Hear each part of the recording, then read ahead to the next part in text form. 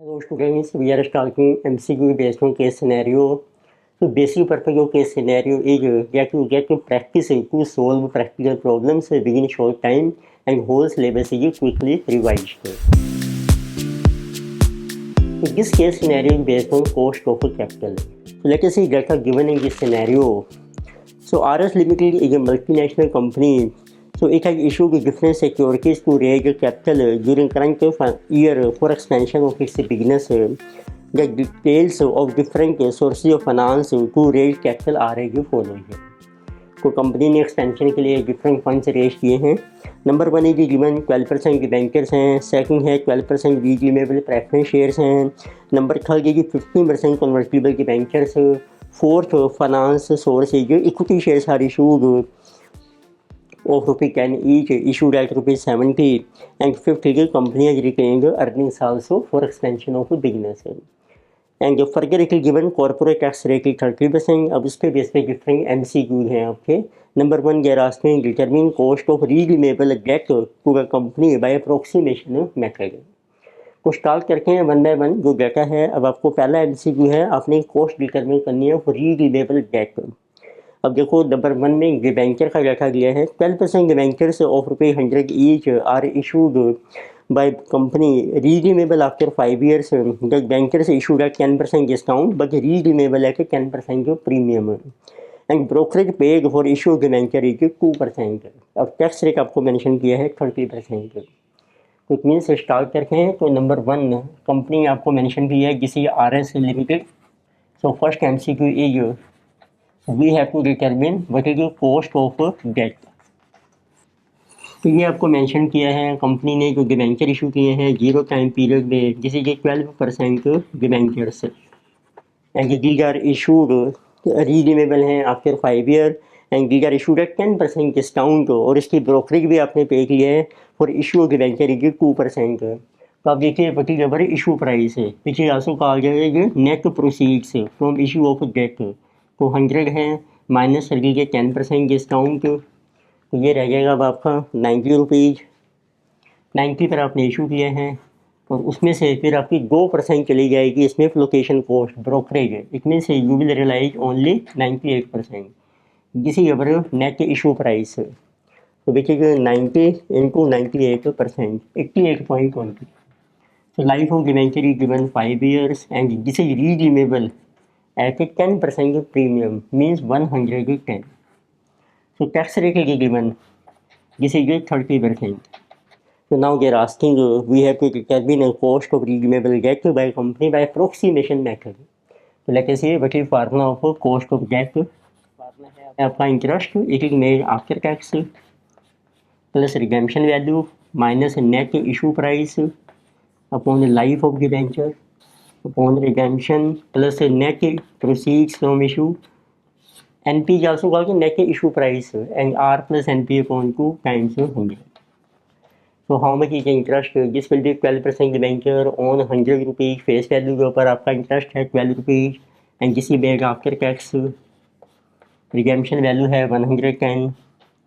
Issue price है आपका 88.20। Life of debenture is given 5 years.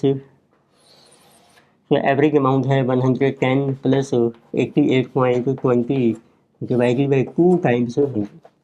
So this will be our cost of debenture. This is 12 into 0.7, 8.4 plus this difference, this is 110 minus 88.2, so divided by 5, 4.36 upon average amount. So 110 plus 88.2 divided by 2, 99.1, so times 100। So cost of debt is 8.4 plus 4.36, so times 100 divided by 99.1, this is 12.88%। This is cost of debt। Now you can see which option is correct। Answer is option number C is correct। Next we have second MCQ. They are asking determine cost of redeemable preference share of the company by interpolation method है। अब आपको interpolation होता है pricing value method. तो उसके लिए देखिए आपको डाटा मेंशन किया है प्रेफरेंस शेयर का। 12% रिडीमेबल प्रेफरेंस शेयर्स हैं कंपनी के of ₹100 each eight A premium of 5 each redeemable after 10 years at a premium of ₹10 each। तो डेटा बनाते हैं तो आपको मेंशन किए हैं, तो कंपनी ने प्रेफरेंस शेयर इशू किए हैं 0 पीरियड में। These are also 12% preference shares so of ₹100 each, but these are issued what is net issue price, ये आपने इशू किए हैं प्रीमियम के ऊपर 100 + ₹5 premium. Life of preference share की 10 ईयर, अब रिडीम होंगे आपके 10% premium 110, this is redemption value and it is given flotation cost of each share is ₹2, पर आपकी इशू कॉस्ट भी है ₹2, वो माइनस हो जाएगी। So net issue price is 103 और आपका प्रेफरेंस डिविडेंड है 12%, टैक्स रेट का कोई इफेक्ट नहीं होगा। अब आपको अप्लाई करना है interpolation method which is called present value method. तो जिस केस में हम प्रेजेंट वैल्यू कैलकुलेट करते हैं फ्यूचर के जो भी आपको डिविडेंड्स पे करने हैं और जो रिडेम्पशन वैल्यू है उसका एक टेबल ड्रॉ कर रहे हैं। तो ईयर्स आ जाएंगे आपके 1 to 10 एंड ये लास्ट ईयर की 10th year which will be. तो कंपनी ने जब प्रेफरेंस शेयर इशू किए हैं, company had to pay dividend किसी cash outflow in rupees, 12% dividend है एवरी ईयर और लास्ट में रिडेम्पशन वैल्यू है। अब आपको इसकी प्रेजेंट वैल्यू कैलकुलेट करनी है, so that it is equal to 103। तो आप स्टार्ट कर सकते हैं। तो आप देखो इशू प्राइस हमारा लेस है, रिडेम्पशन ज़्यादा है, तो कॉस्ट जो होगी 12% से ज़्यादा ही रहेगी। तो let us try PV factor at to 14%। तो आप 12% पे भी ट्राई कर सकते हैं, but since cost will be more so I am trying at 14%। तो 10 साल का लीजिए एनुटी फैक्टर और 10 ईयर का लीजिए single factor. So 1 divided by 1.14, this is for 10 years, 0.27 for 10th year and GK 5.216। So let us see what is total present value। तो ये higher और एक लोअर एंड किसी 12 into 5.216 and 110 times 0.27, तो किसी 92.29 एंड दिस वन इज 103। तो आपने काफ़ी इंक्रीज करना है, इसको इंक्रीज करने के लिए इसको रिड्यूस करते हैं। So let us try our PV factor at a 10%. So at 10% for 10 years, so 1 divided by 1.1, 0.386. This is a single factor of 10th year and the annuity factor is 6.145. So total value is 12 times 6.145 and 110 times 0.386. तो total लीजिए 116.2। 10% पे आप देखेंगे it is very high and किसी very low. Now you can interpolate. So what will be cost of preference share. Formula है lower rate of interest 10%, at 10% present value is 116.2 और आपने equal करना है 103 के डिनोमिनेटर में आएंगी दोनों में difference minus 92.29, 23.91 difference in rate of interest. तो मैक्सिमम डिफरेंस हम 5% लेके चलते हैं नॉर्मली। तो this answer is coming 116.2 minus 103 so into 4 divided by 23.91। तो दिस इज 12 सो 10 प्लस 2.208। तो approximate answer is 12.21% is cost of preference share. Now you can see which option is correct. Answer is option B is correct. So number 3 MCQ is they are asking you to determine cost of convertible debenture by approximation method. तो third point में देखो आपको mention किया है जो आपका source of finance है, जिसे जो 15% convertible debenture ₹100 each at par with maturity of 6 years.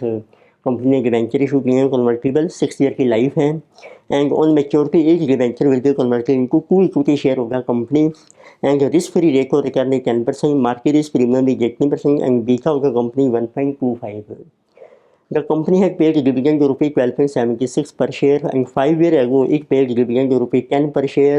Flotation cost is 5% of issue amount। तो इसमें देखो कन्वर्टिबल में होता है कि डिबेंचर इशू किए हैं कंपनी ने, हर साल कंपनी इंटरेस्ट पे करेगी और मैच्योरिटी पर आपका डिबेंचर कन्वर्ट हो जाएगा शेयर्स में और आपको मिल रहे गो शेयर, क्योंकि रिडेम्पशन वैल्यू है वो डिपेंड करके है कि वैल्यू ऑफ शेयर। तो लेटर से आपको देखो डाटा मेंशन किया है, 6 ईयर की लाइफ है डिबेंचर की एंड 0 पीरियड में this is 15% convertible debenture of ₹100 each. और रिडेम्पशन के टाइम आपको मिलेंगे मेच्योरिटी पर 2 शेयर्स। तो मेन है कि आपको शेयर की वैल्यू कैलकुलेट करनी है at the end of 6th year. तो अब देखिए 50% डिबेंचर आपने इशू किए हैं, तो इसका जो इशू प्राइस है फ्लोटेशन कॉस्ट है आपकी 5%। It means net issue price, net proceeds this will be 100 - 5, it will be 95। Tax rate आपको मेंशन किया ही है 30% है। अब मेन है कि आपको शेयर की वैल्यू कैलकुलेट करनी है। अब आपको डिविडेंड मेंशन किया है, डिविडेंड आपको दिए हैं आज की डेट में, देखो डिविडेंड है आपका, और एक 5 ईयर साइको भी दिया है। तो करंट डिविडेंड की 12.76 एंड 5 ईयर साइको इक्वल टू 10। तो फिर पहले आपको डिविडेंड की ग्रोथ कैलकुलेट करनी है। सो what will B formula of this, तो जो कि 10 रुपीज़ है उसमें ग्रोथ ऐड कीजिए आप 5 ईयर्स की। आफ्टर 5 ईयर डिविडेंड है become 12.76। It mean 1 plus growth for 5 year is 1.276। तो ही कहीं ट्राई करते हैं, तो जी आप लेते हैं कि 5% या 6% लेके ट्राई कर सकते हैं। तो दिस मीन्स यदि आप 5% ले रहे हैं 1.05 की पावर बन जाएगी 5। Let us see how much is this, 1.05 2 3 4 5, तो this is 1.276 exactly this one, it mean growth is 5%। अब आप फार्मूला अप्लाई कीजिए, बल्कि वैल्यू शेयर का जो 0 पीरियड में फार्मूला होता है करंट डिविडेंड कितना है, उसमें ग्रोथ कितनी है आपकी अपॉन KE माइनस जी। इसमें किसी कहा कि G1 अपॉन KE माइनस जी। तो जब आप 0 पीरियड में वैल्यू निकालते हैं उसके लिए हमें चाहिए फर्स्ट ईयर का डिविडेंड, पर आपको वैल्यू चाहिए शेयर की 6th ईयर में V6। तो इसमें डिविडेंड होना चाहिए आपका 1 साल आगे 7th ईयर का अपॉन KE माइनस ग्रोथ। तो G7 आ जाएगा, G0 उसमें ग्रोथ ऐड कर रखे हैं फॉर 7 ईयर की अपॉन KE माइनस ग्रोथ। अब KE के लिए आपको कैर्नल मॉडल अप्लाई करने हैं। सो लेट अस सी KE आल्सो, फार्मूला बन जाएगा RF प्लस बीटा आपको दिया है, और रिस्क प्रीमियम है आपका RM minus RF। So RF is given to us, this is our 10%, risk premium है 18, जिसे कि 10 प्लस बीटा दिया है 1.25 into 18 is risk premium. So let us see how much is this, 18 into 1.25 plus 10, 32.5%। तो अब आपके पास KE है, dividends हैं। अब हम वैल्यू कैलकुलेट कर सकते हैं 6th ईयर में V6। करंट डिविडेंड देखो आपको मेंशन किया है 12.76, उसमें ग्रोथ ऐड होगी आपकी 5% फॉर 7 ईयर। KE है आपकी 32.5%, 325, ग्रोथ है आपकी 0.05। तो this will be our value of share. So let us see how much it is, 1.05 raised to power 7, this is 2 3 4 5 6 7 into 12.76, this value is 17.9546 divided by 0.275, so divided by 0.275, so this value is 65.29। अब ये share की value आ गई है। अब आपको मिलेंगे 2 share, तो उसको 2 से मल्टीप्लाई कर सकते हैं। तो अब देखते हैं कॉस्ट ऑफ कन्वर्टिबल डिबेंचर कैसे डिटरमिन होगी, इसका क्या फार्मूला है। तो now let us see what is the cost of convertible debenture. तो आपको कैलकुलेट करना है बाय अप्रोक्सीमेशन मेथड। फार्मूला है सेम, डिबेंचर की करें इंटरेस्ट को बना लीजिए after tax plus redemption value minus net issue price upon life upon redemption plus net issue price upon 2 times 100। Interest है आपका 100 के ऊपर 15% and after tax 30%। Redemption value अब आपको मिलेंगे 2 शेयर से 65.29 इंटू 2। इशू प्राइस है आपका 95, लाइफ इज 6 ईयर। तो upon let us see what is total redemption value 65.29 times 2, 130.58 plus 95 divided by 2 times 100। This is our 15 into 0.7, this is coming 10.5 plus redemption, this is 130.58 minus 95 divided by 6, 5.93 divided by our 130.58 plus 95 divided by 2, 112.79 times 100। So this will be our cost of convertible debenture. This is 10.5 plus 5.93 divided by 112.79 times 100, 14.57%. This is cost of convertible debenture. Now you can see which option is correct. Answer is option A is correct. So next we have a fourth MCQ. So in this case we have to determine the cost of equity of the company. तो अब देखिए equity का data mention किया है. Equity shares of रुपये can each issued at ₹70. Location cost per share is ₹4. Equity share आपने issue किए हैं, ₹10 का शेयर है और जो उसका इशू प्राइस है P, जिसे 70 - 4 की लोकेशन कॉस्ट है, जिसे ₹66, जिसे 0 टाइम पीरियड. यानी कि गिवन जाए तो the EPS at present is ₹4 and GP ratio की 75%. तो करंट EPS आपको मेंशन की है, शेयर की 4 है, इसमें डिविडेंड पे आउट रेशो है आपकी 75%. तो इससे डिविडेंड आ जाएगा आपका करंट डिविडेंड G नोट 4 × 75%, जिसे ₹3. फिर आपको मेंशन किया है ग्रोथ रेट ऑफ डिविडेंड दीजिए 10%. ग्रोथ रेट आपको मेंशन की है, जिसे 10%.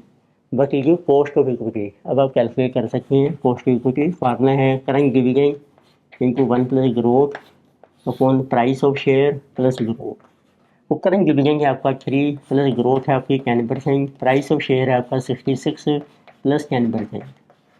तो this will be our cost of equity. तो जिसे जो 3.3 डिवाइडेड बाई 66, जिसे कमिंग 5% प्लस 10, सो जिसे जो 15%.